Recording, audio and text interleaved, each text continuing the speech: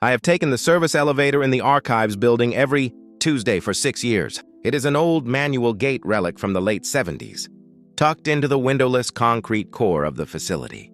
I know the exact rhythm of it, the mechanical clunk of the motor, the way the cables groan when you pass the 7th floor, and the sharp jerk it gives right before the doors open on 11. Last night, I stayed late to finish a digitization audit. At 11:42 p.m., I loaded 3 crates of historical microfilm into the elevator, pulled the heavy iron gate shut, and pressed the button for the basement loading dock.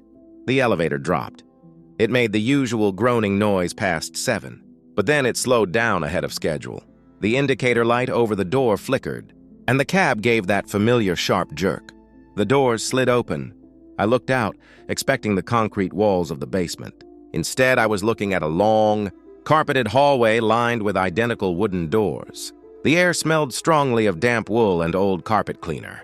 Brass wall sconces cast a dim yellow glow over everything. I stepped out confused. I thought the elevator had misaligned and let me out on the residential 4th floor. I walked down the hall to find a stairwell, my boots sinking into the unnaturally plush carpet. I passed door after door, all unmarked, all completely locked. The silence was absolute.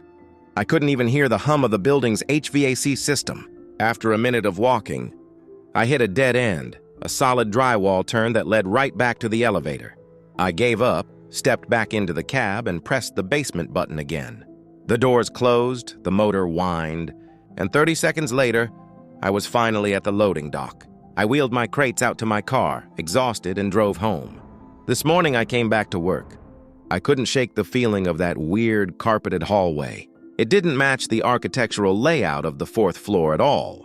I went to the facilities office and pulled up the original 1978 blueprints for the building. I tracked the elevator shaft down the center of the schematics. There is no residential floor.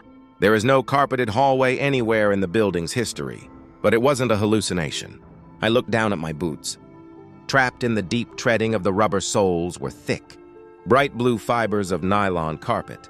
The elevator didn't malfunction and stop at the wrong floor. The elevator stopped exactly where it was supposed to, but for 3 minutes, the shaft lined up with a space that doesn't exist on our map, and I can still smell the damp wool on my clothes.